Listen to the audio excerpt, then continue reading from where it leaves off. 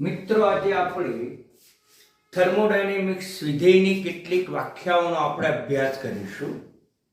તો પહેલી વ્યાખ્યા છે માત્રાત્મક ગુણધર્મ અને વિશિષ્ટ ગુણધર્મ. પરંતુ એને તફાવત રીતે યાદ રાખશો તો વધારે સરળ પડશે. માત્રાત્મક ગુણધર્મ એટલે શું?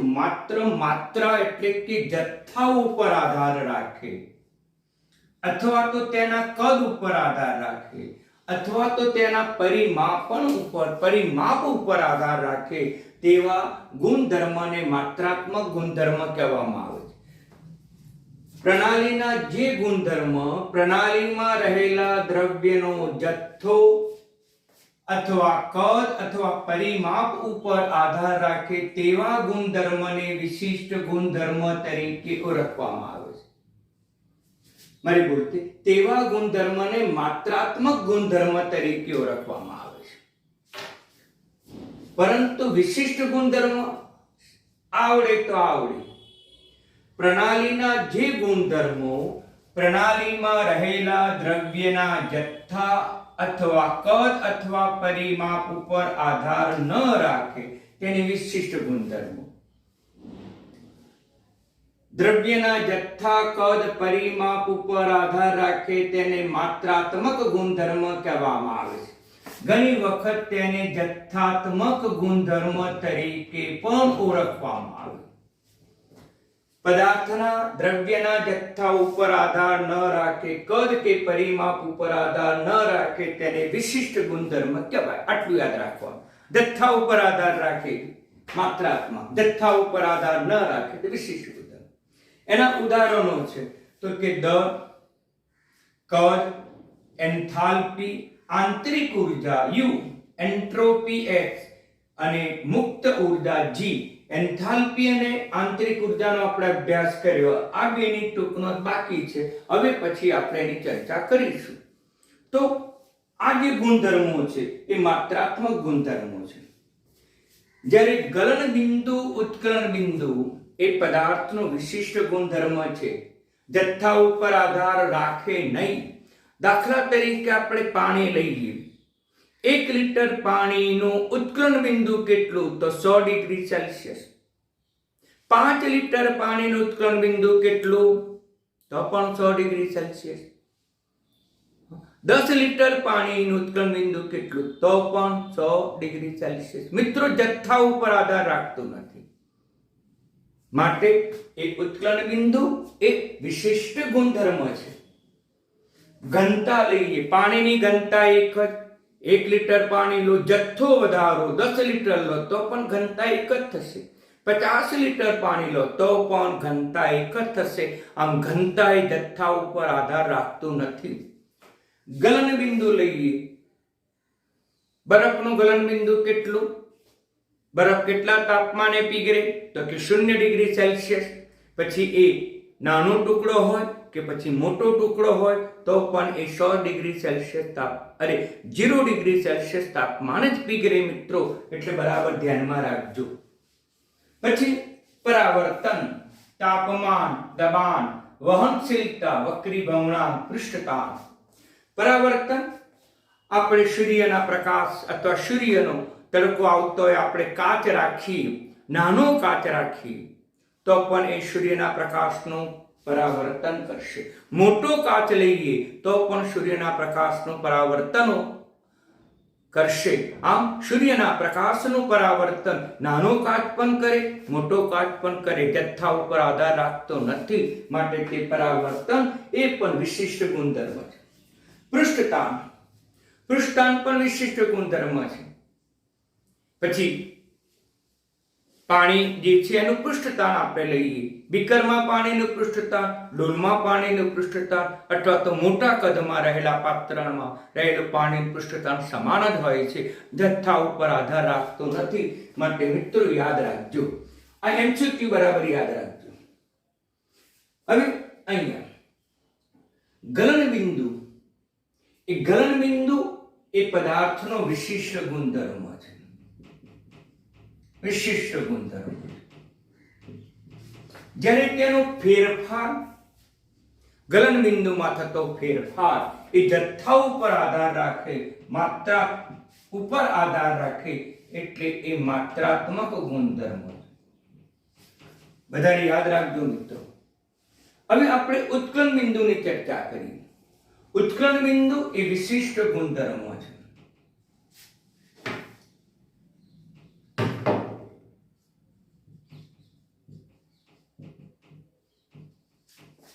પરંતુ ફેરફાર એ માત્રાત્મક ગુણધર્મ છે.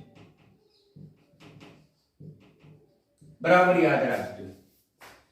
તો ગલન બિંદુ, ઉત્કલન બિંદુ એ પદાર્થનો વિશિષ્ટ ગુણધર્મ છે, પરંતુ એનો ફેરફાર એના જથ્થા ઉપર આધાર રાખે, માટે તે જથ્થાત્મક યાને કે માત્રાત્મક ગુણધર્મો તરીકે ઓળખવામાં યાદ રાખે.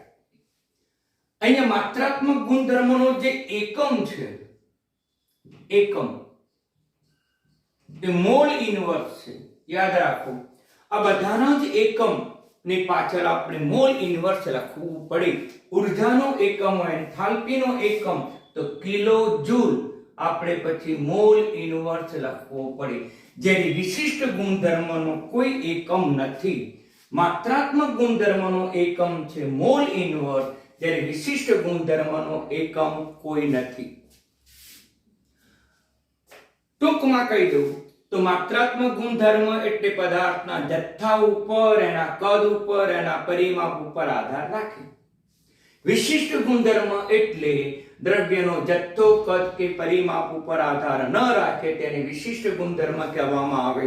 મિત્રો, એમસીક્યુમાં ધ્યાન રાખજો, તમે આમાં ભૂલ કરો છો. એક ભૂલ આ વધારે થાય છે કે ગલન બિંદુ એ પદાર્થનો વિશિષ્ટ ગુણધર્મ છે, જ્યારે ગલન બિંદુમાં થતો ફેરફાર એ માત્રાત્મક ગુણધર્મ છે.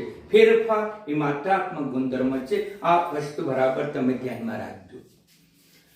હવે લઈએ પ્રક્રિયા એન્થાલ્પી. તો તે પ્રક્રિયા સાથે જે એન્થાલ્પી સંકળાયેલી હોય, રાસાયણિક પ્રક્રિયા સાથે જે એન્થાલ્પી સંકળાયેલી હોય, એ એન્થાલ્પીને એન્થાલ્પી ફેરફાર તરીકે અથવા પ્રક્રિયા એન્થાલ્પી તરીકે ઓળખવામાં આવે છે. દાખલા તરીકે લઈએ A વત્તા B વચ્ચે પ્રક્રિયા થઈ C વત્તા D બને છે. તેથી તેની પ્રક્રિયા એન્થાલ્પી લખવી હોય તો H, એટલે કે એન્થાલ્પી ફેરફાર. પ્રક્રિયા થાય તો એન્થાલ્પીમાં ફેરફાર થાય. અહીંયા R લખવામાં આવે. R એટલે શું? રિએક્શન. રિએક્શન એટલે પ્રક્રિયા, એટલે એના માટેનો સંકેત છે ડેલ્ટા HR. એ બનશે સિગ્મા ડેલ્ટા H ઓફ નિપજો minus sigma delta H of પ્રક્રિયકો. આ બેના તફાવત સ્વરૂપે આપણને પ્રક્રિયા એન્થાલ્પી ઉદ્ભવે છે. મિત્રો, ડેલ્ટા HR જો પ્લસ મૂલ્ય આવે તો કહી શકાય કે ઉષ્મા શોષક પ્રક્રિયા છે, અને ડેલ્ટા HR નું મૂલ્ય માઈનસ આવે તો કહી શકાય કે પ્રક્રિયા ઉષ્માક્ષેપક છે. આ પણ મુદ્દો તમે ધ્યાનમાં લેજો. હવે બીજી પ્રક્રિયા, પ્રક્રિયા સ્વરૂપ કોને કહેવાય? તો નિશ્ચિત તાપમાને ને એક બાર દબાણે પદાર્થની અવસ્થાને પ્રમાણિત સ્વરૂપ કહેવાય. નિશ્ચિત તાપમાન અને એક બાર દબાણે પદાર્થ જે અવસ્થા પ્રાપ્ત કરે એ અવસ્થાને તેનું શુદ્ધ સ્વરૂપ તરીકે ઓળખવામાં આવે. દાખલા તરીકે લઈએ આપણે H2O સોલિડ પણ છે, H2O લિક્વિડ પણ છે, અને H2O ગેસ પણ છે. મિત્રો, આમ આ પદાર્થ જે છે પાણી ત્રણેય અવસ્થા ધરાવે છે. તેનું પ્રમાણિત સ્વરૂપ કયું? તો નિશ્ચિત તાપમાન અને એક બાર દબાણે એટલે વાતાવરણ દબાણે અને નિશ્ચિત તાપમાને એ પાણી પ્રવાહી અવસ્થામાં જોવા મળે, ઘન કે વાયુ અવસ્થામાં જોવા મળતું નથી. માટે પાણીનું પ્રમાણિત જે સ્વરૂપ છે એ પાણીનું પ્રમાણિત સ્વરૂપ થશે લિક્વિડ. એ જ પ્રમાણે સોડિયમનું પ્રમાણિત સ્વરૂપ સોલિડ, લોખંડનું પ્રમાણિત સ્વરૂપ સોલિડ. એ જ રીતે આપણે લઈએ કોપર, ધાતુ તત્વોનું પ્રમાણિત સ્વરૂપ ઘન અવસ્થા છે. H2 એ વાયુ અવસ્થા છે, O2 એ પણ ગેસ અવસ્થા છે, Cl2 એ પણ ગેસ અવસ્થા છે, માટે તેનું પ્રમાણિત સ્વરૂપ તરીકે આપણે ઓળખી શકીએ. હવે કાર્બન ઇમ્પોર્ટન્ટ છે, ધ્યાન આપજો. કાર્બનનું પ્રમાણિત સ્વરૂપ ઘન, પણ મિત્રો ઘણી બધી ઘન અવસ્થાઓ છે.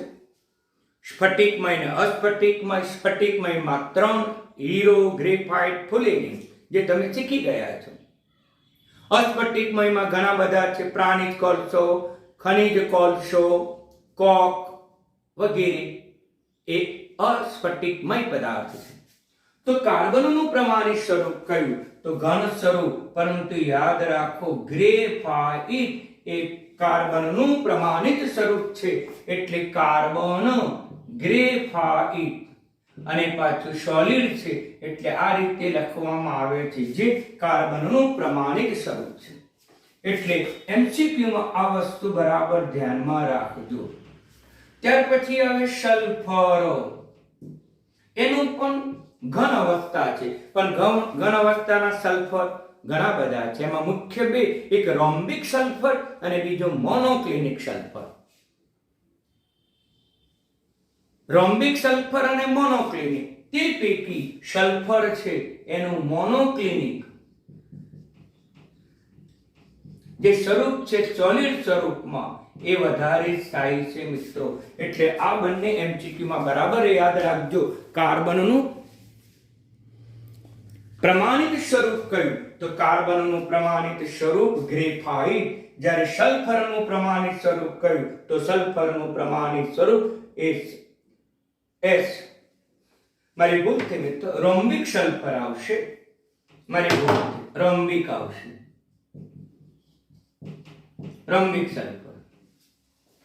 ઓકે, તો આ વસ્તુ બરાબર ધ્યાનમાં રાખજો. હવે પ્રમાણિત એન્થાલ્પી એટલે શું? પ્રક્રિયામાં ભાગ ભજવતા પદાર્થો પ્રમાણિત અવસ્થામાં હોય ત્યારે થતા એન્થાલ્પીને પ્રમાણિત એન્થાલ્પી કહેવામાં આવે. ધારો કે A નું પ્રમાણિત સ્વરૂપ ગેસ છે, B નું પ્રમાણિત સ્વરૂપ પણ ગેસ છે, આનું પ્રમાણિત સ્વરૂપ સોલિડ છે, આનું પ્રમાણિત સ્વરૂપ ગેસ છે, તો એ વખતે થતા એન્થાલ્પીને આપણે પ્રમાણિત એન્થાલ્પી કહેવામાં આવે. અને પ્રમાણિત એન્થાલ્પી ઉપર શૂન્ય લખવી જોઈએ, એટલે આપણે ઉપર પ્રમાણિત માટે ઉપર આપણે શૂન્ય લખવાની એક પ્રથા છે મિત્રો. હું એને શૂન્ય કહીશ, બાકી H0 પ્રમાણિત સ્વરૂપ તરીકે કહી શકાય. U અને U0, ડેલ્ટા U અને ડેલ્ટા U0 માં તફાવત છે. અને કહીશું આંતરિક ઉર્જામાં ફેરફાર, અને કહીશું પ્રમાણિત આંતરિક ઉર્જામાં ફેરફાર. ડેલ્ટા H એટલે એન્થાલ્પી ફેરફાર, ડેલ્ટા H0 એટલે પ્રમાણિત એન્થાલ્પી ફેરફાર. આ બંને સંજ્ઞાઓમાં સૂક્ષ્મ ભેદ છે, એટલે યાદ રાખો. પ્રક્રિયા એન્થાલ્પી એટલે એની ઉપર આપણે આ લખતા નથી. જ્યારે પ્રમાણિત એન્થાલ્પી લખીએ છીએ ત્યારે અવશ્ય રીતે લખીએ છીએ, એટલે મિત્રો તમે બરાબર ધ્યાનમાં રાખજો.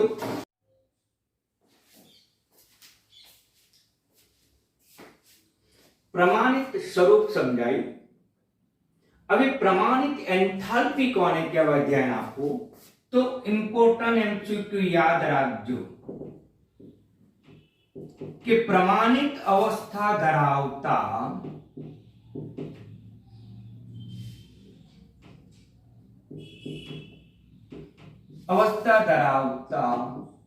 તત્વની એન્થાલ્પી શૂન્ય છે.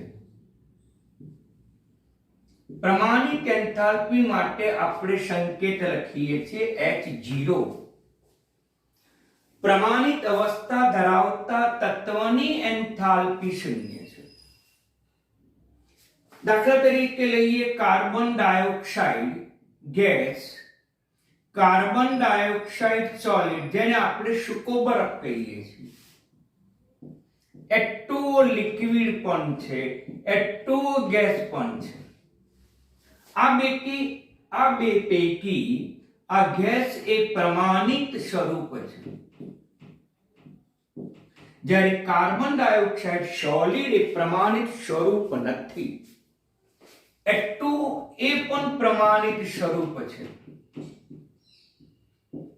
જ્યારે H2O ગેસ એ પ્રમાણિત સ્વરૂપ નથી. એ જ રીતે આ સોડિયમ Fe અને કોપર એ ઘન અવસ્થા છે, પ્રમાણિત સ્વરૂપ ઘન છે.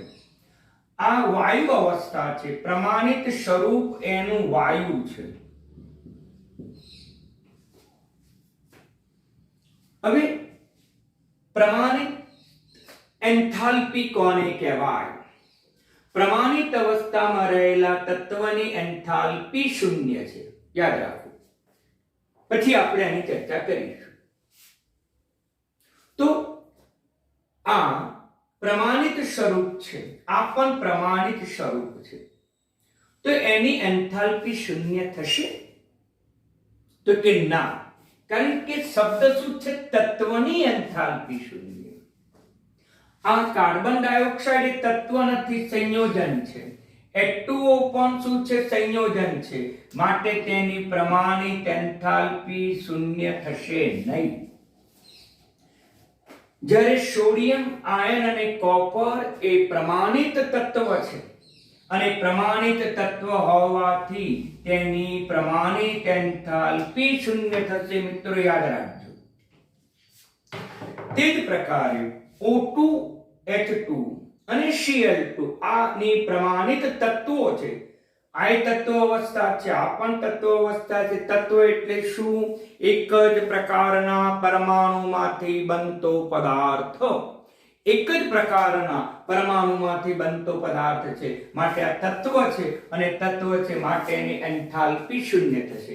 એ જ રીતે આપણે લઈએ P4 એ તત્વ છે અને P4 તત્વ માટે એની પ્રમાણિત એન્થાલ્પી પણ શૂન્ય થશે.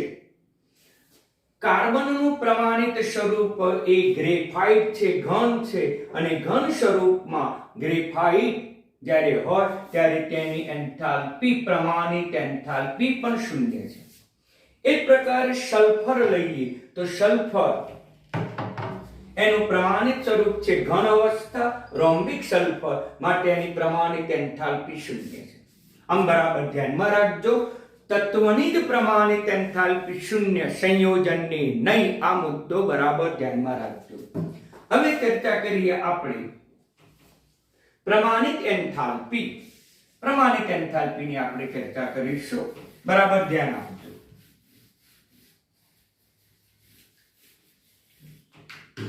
તો ધારો કે રાસાયણિક પ્રક્રિયા છે, એ વાયુ સ્વરૂપમાં છે, બી પણ વાયુ સ્વરૂપમાં છે, આ ઘન સ્વરૂપમાં છે, આ વાયુ સ્વરૂપમાં, જે તેના પ્રમાણિત સ્થિતિમાં છે. તેથી આપણે એને પ્રમાણિત એન્થાલ્પી તરીકે ઓળખી શકાય. એટલા માટે ઉપર આપણે આ નિશાની કરવાની પ્રથા છે. આ પ્રમાણિત અવસ્થા દર્શાવતું નથી આ સંજ્ઞા, જ્યારે આ સંજ્ઞા એ પ્રમાણિત અવસ્થા આપણને બતાવે છે. મિત્રો બરાબર ધ્યાનમાં રાખજો. કાર્બન ઉદાહરણ લઈએ. કાર્બન સોલિડ, પરંતુ એનું પ્રમાણિત સ્વરૂપ કયું છે? તો કે graphite. Solid. Oxygen, CO2 gas. એ વખતે ડેલ્ટા HR બરાબર -x, કારણ કે પદાર્થને ગરમ કરો, ઉષ્મા છૂટી પડે, ડેલ્ટા H નું મૂલ્ય -x થશે. ફરીથી લઈએ C graphite solid, oxygen gas. CO2 અહીંયા સોલિડ બને છે, ડેલ્ટા HR બરાબર -y. આ સોલિડ બને છે. તો વિચારો, આમાંથી પ્રમાણિત એન્થાલ્પી કઈ? બંનેને પ્રક્રિયા એન્થાલ્પી કહી શકાય, પરંતુ પ્રમાણિત એન્થાલ્પી કયું? તો પ્રક્રિયામાં ભાગ ભજવતા બધા જ પદાર્થો પ્રમાણિત અવસ્થામાં હોવા જોઈએ. આ પ્રમાણિત અવસ્થા છે, આ પણ પ્રમાણિત અવસ્થા છે, આ પણ પ્રમાણિત અવસ્થા છે, માટે એને પ્રમાણિત એન્થાલ્પી તરીકે ઓળખી શકાય. જ્યારે અહીંયા આ પ્રમાણિત અવસ્થા, પરંતુ કાર્બન ડાયોક્સાઇડની પ્રમાણિત અવસ્થા એ ગેસ છે, એટલે આ અવસ્થા પ્રમાણિત નથી, માટે આ પ્રમાણિત એન્થાલ્પી કહી શકાય નહીં. એટલે ફક્ત એને પ્રક્રિયા એન્થાલ્પી જ કહેવાય. પ્રમાણિત સ્વરૂપ માં જો પદાર્થો હોય તો તેને પ્રમાણિત એન્થાલ્પી તરીકે ઓળખીશું. મિત્રો, એટલે આ વસ્તુ બરાબર ધ્યાનમાં રાખજો. મોટા ભાગની બધી જ પ્રક્રિયાઓ આપણે પ્રમાણિત એન્થાલ્પી સ્વરૂપમાં જ લખીએ છીએ, પણ ક્યાંક આવું એમસીક્યુ તમને જો પૂછે તો તમે બરાબર ધ્યાનમાં રાખજો. આમાં આ બધા જ પદાર્થો પ્રમાણિત અવસ્થામાં છે, માટે એને પ્રમાણિત એન્થાલ્પી કહી શકાય. જ્યારે આમાં આ બે પ્રમાણિત, પરંતુ આ પ્રમાણિત અવસ્થામાં નથી. બધા પદાર્થો પ્રમાણિત અવસ્થામાં નથી. આ પ્રમાણિત અવસ્થા ધરાવતું નથી, માટે પ્રમાણિત એન્થાલ્પી ન કહેવાય, પરંતુ પ્રક્રિયા એન્થાલ્પી અવશ્ય કહી શકાય. હવે કેટલીક વખત આપેલા પદાર્થોમાં એની અવસ્થા બદલાય છે. અવસ્થા બદલાતા એન્ટ્રોપી ફેરફાર, મારી ભૂલ થઈ, અવસ્થા બદલાતા એન્થાલ્પી ફેરફાર.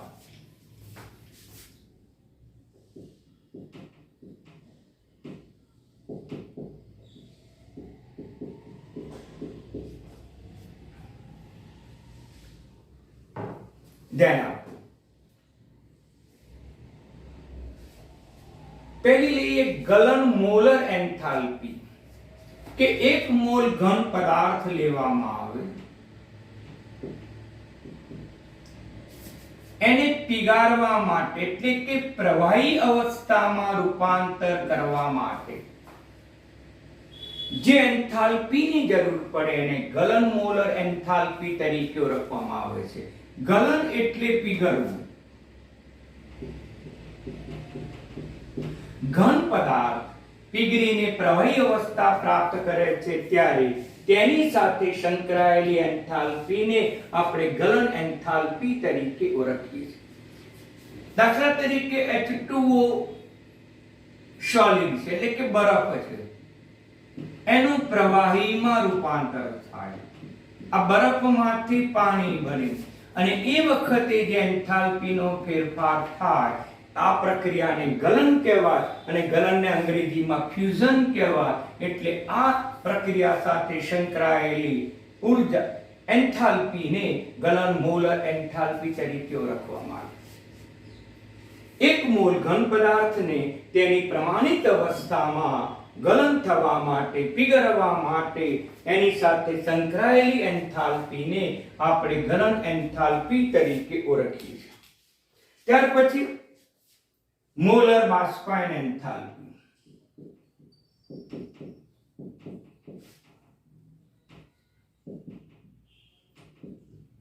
બધી વ્યાખ્યાઓ સરળ છે. એન્થાલ્પીનો ફેરફાર ડેલ્ટા H, બાષ્પાયન અને બાષ્પાયનને કહીશું વેપોરાઇઝેશન. વેપોરાઇઝેશન માટે શબ્દ છે VAP. આ વ્યાખ્યાઓ આવડે તો આવડે. અહીંયા શું કહીશું? એક મોલ પદાર્થને તેની પ્રમાણિત અવસ્થામાં ગલન શબ્દ નહીં લખવાનો. જેમાં રૂપાંતર કરીશું? પ્રવાહી અવસ્થામાં રૂપાંતર થાય ત્યારે આ ગલનને સ્થાને પ્રવાહી શબ્દ લખી નાખવાનો. તો પછી આ વ્યાખ્યા બની જશે. એક મોલ પદાર્થને તેની પ્રમાણિત અવસ્થામાંથી પ્રવાહી અવસ્થામાં રૂપાંતર કરવામાં આવે ત્યારે તેની સાથે સંકળાયેલી એન્થાલ્પીને મોલર બાષ્પાયન એન્થાલ્પી તરીકે ઓળખવામાં આવે. એ વખતે કહીશું મોલર બાષ્પાયન એન્થાલ્પી. દાખલા તરીકે લઈએ H2O લિક્વિડ જે પ્રવાહી છે, એનું બાષ્પમાં રૂપાંતર કરીશું એટલે કે ગેસમાં રૂપાંતર કરીશું. આ વખતે માત્ર પદાર્થની અવસ્થા જ બદલાય છે. ફક્ત પ્રવાહીમાંથી વાયુ અવસ્થા પ્રાપ્ત થાય છે, અવસ્થા બદલાય છે અને તેથી તેની સાથે સંકળાયેલી એન્થાલ્પી ફેરફાર ડેલ્ટા H. પરંતુ કઈ પ્રક્રિયા છે? બાષ્પાયન. બાષ્પાયન અંગ્રેજીમાં કહેવાય વેપોરાઇઝેશન. એટલે એ વખતે ડેલ્ટા H VAP તરીકે ઓળખવામાં આવે છે.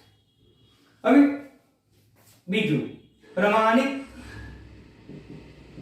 ઉદ્વપાતન એન્થાલ્પી.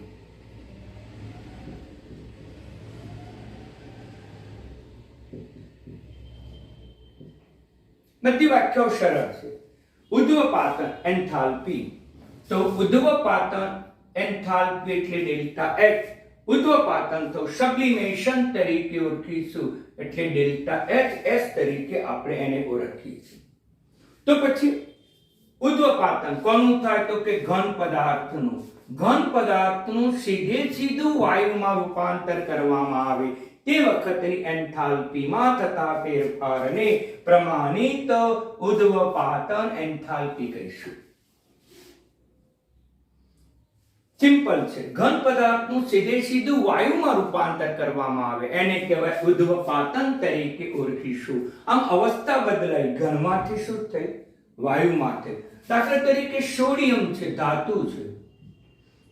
એ જ સોડિયમને જ્યારે વાયુ અવસ્થામાં રૂપાંતર કરવામાં આવે ત્યારે એન્થાલ્પીમાં થતા ફેરફારને ઉદ્વપાતન એન્થાલ્પી તરીકે ઓળખવામાં.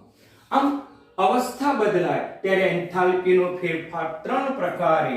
એક આપણે કહીશું ગલનમૂલક એન્થાલ્પી, એટલે કે ઘનનું પ્રવાહીમાં રૂપાંતર થાય ત્યારે તેની સાથે સંકળાયેલી એન્થાલ્પી. બીજું બાષ્પાયન એન્થાલ્પી, પ્રવાહીનું વાયુમાં રૂપાંતર થાય ત્યારે તેની સાથે સંકળાયેલી એન્થાલ્પીને બાષ્પાયન એન્થાલ્પી કહેવાય. ઘનનું વાયુમાં રૂપાંતર થાય ત્યારે તેની સાથે સંકળાયેલી એન્થાલ્પીને પ્રમાણિત ઉદ્વપાતન એન્થાલ્પી તરીકે ઓળખવામાં આવે. એટલે મિત્રો આ વ્યાખ્યા બરાબર સમજી લેજો.